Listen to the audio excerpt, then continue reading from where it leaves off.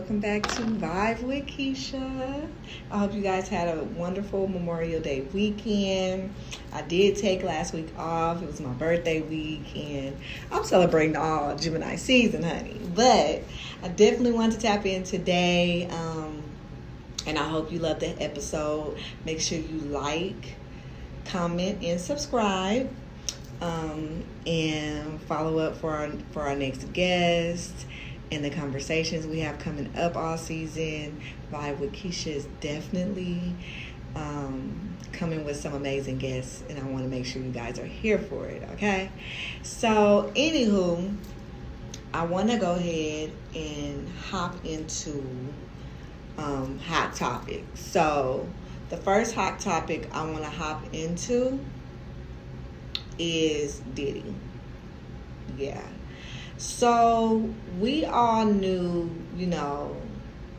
that Diddy, okay, let's not say we all. A lot of people in the industry, we've heard things, we've seen things, so we kind of knew it was some things going on over there. I think it makes it worse when you see something and it puts it in your face. So we wasn't expecting to see that tape. We saw the tape, sending light and love to Cassidy, because we really don't know what her healing process has been, or even if she's truly healed from that. Because if that was happening in the hallway, God knows what happened in the room. God knows just what her life was like. I have been seeing a lot of people say, oh, why didn't she just leave, this, that, and the other.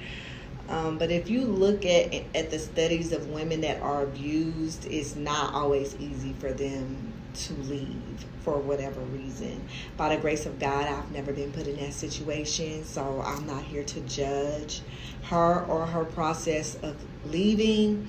Mostly, do we think Diddy will ever be able to bounce back from this? A lot of you guys messaged me about that on TikTok, and I don't know if he'll be able to bounce back from this.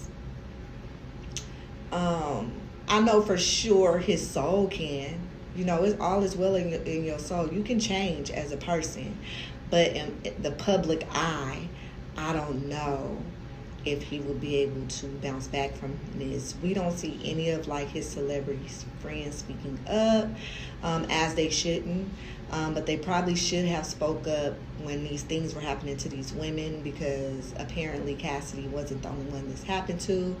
His baby. So apparently his baby mother has spoken out, saying how all of this has triggered her with what her experience was back in the 90s. And so I think a lot of people say, why didn't people speak up and things like that? A lot of times, if we think about back then, a lot of women were trying to speak up. They were silenced really quickly. It was really all about the power and the money. And that doesn't just go for the hip-hop community.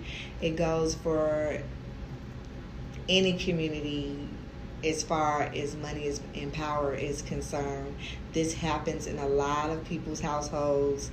But when it pertains to other type of people, a lot of times it's pushed under the rug.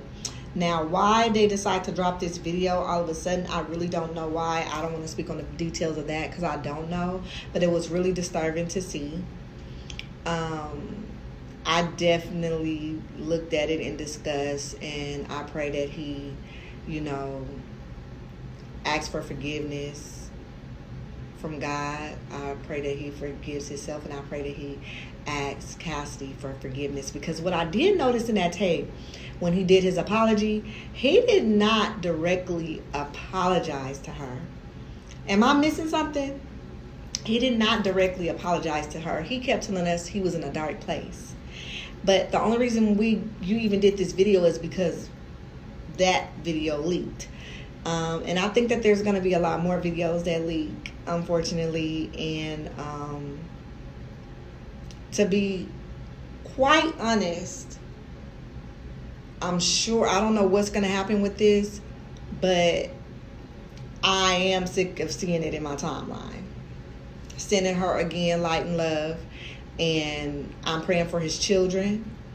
You know, I know that this house, like, I'm the type of girl, I adore my parents. I was a daddy's girl and a mama's girl. And so to watch your parents go through something like that, I don't even know how that would feel, but I pray that they are covered and their mind is well kept through this process, you know. So moving on. Okay, so let's get into the next story that I really want to dig into. Oh my God. The Douglas Barnes. Oh my gosh, you guys. Whew. Okay, it's kind of heavy, so we're going to get into this. This man pretty much has been going viral all over social media. His son was unalived by an officer. And so his revenge was to unalive the officer's daughter at her prom. I'm going to press play on this because I love how this influencer kind of told the story. And then I'm going to get into how I feel about it. And I want you guys to tell me how you feel in the comments. Or his son. And his name is Douglas Barnes. So Sergeant Mike pulled over Mr. Barnes' son for his tags. And I believe the conversation got really heated, allegedly. So while Gino, which is the name of his son, was reaching for his insurance, Sergeant Mike unalived him. They went to trial and everything, and they acquitted Sergeant Mike for the death of Gino. Now, mind you, this was in 2020. Now in 2024, about 4 days ago, Sergeant Mike's daughter was going on prom. And as she's stepping out of the car to go into prom, Mr. Douglas pulled out an AK-47 and unalived his daughter. And he continuously kept saying, an eye for an eye, an eye for an eye, which would make it believe that this was revenge for his son's death. And Mr. Douglas didn't even put up a fight or anything. After he did what he did, he sat on the curb and waited for the police. And then, of course, he was arrested and taken away. I don't even know where to begin. I said it before, you know. Okay, so let's get into it. This story is really sad because 2 innocent children was taken, and we know about police brutality in the African American and brown communities, right? So all of my life, even since I've been a little girl, I've always been like, what? I remember having this I want to share this with you guys. I had a conversation with my dad when I was like, I had to been about 10 or 11, because it was like probably right before or right after the riots. It was that era, and I was in a lot of police brutality was happening. It was always on the news. It was always something happening, and my parents were the type, they made us sit down and watch the news. And you all know that we all had current events depending on what teacher you had. You had a current event due on Friday. So when we were kids, we really had no choice but to know what was going on in the world. And my dad had this conversation with me, and he said, you know, and I was like, I don't know what made my dad say this. He said, you know, I'm just willing to go to jail. But pretty much my father was telling me and my siblings, like, you got to be willing to protect your family, and you got to be willing, in some cases, to make a decision to die or go to jail for yours. And as we were watching the news this one day, somebody's young child was killed by an officer. And my dad was a military man, so he had already been to the military. He was a sergeant, all that. And he was very clear on, he just kept saying it, I'm willing to die for mine. I'm willing to die for mine. And there were certain things that happened in our childhood when protecting us that we believed what he was saying. Like, I have seen my dad knock a man out, knock him to the ground. I've seen it happen. Don't mess with his family. So in this story, this man lost his son, and I couldn't imagine it, nor do I want to imagine that. And the officer killed his son in the line of duty while the young boy was reaching for his registration. And so that man he did revenge on the officer by killing his daughter. Do I agree with it? No. Do I understand his hurt and his anger? Yes. And so what I think is going to start happening is we're going to start seeing a lot more of these cases. And I think that the only way we won't start seeing a lot of these cases is if officers are held accountable when unaliving innocent people. And so I'm sending light and love to both those families because they both lost children. But at the same time, like, we got to do something about this system. We got to do something about this system to where officers are not afraid to be police. If you're a police officer, you should not be afraid when you see somebody reaching for their registration. You should know the difference. Let's pay attention, you know? And as for the man that unalived the officer's child, he has to live with that. That man, I don't believe that man was no killer. I think he was grieving, he was hurt, and I feel like he lost his mind. And so I want to know what y'all think. I really want to know what y'all think.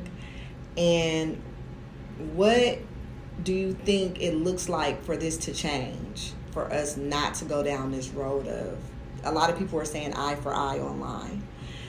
So last hot topic, it's a lot lighter than the first two. Whew. Let's talk about this Cannon case. We've seen all the beautiful actresses and artists and models going up to Cannon, and I'm just a little confused on why security was so aggressive towards certain artists, models, and actresses. The one that stood out most to me was Kelly Rowland. I mean, the lady was very aggressive.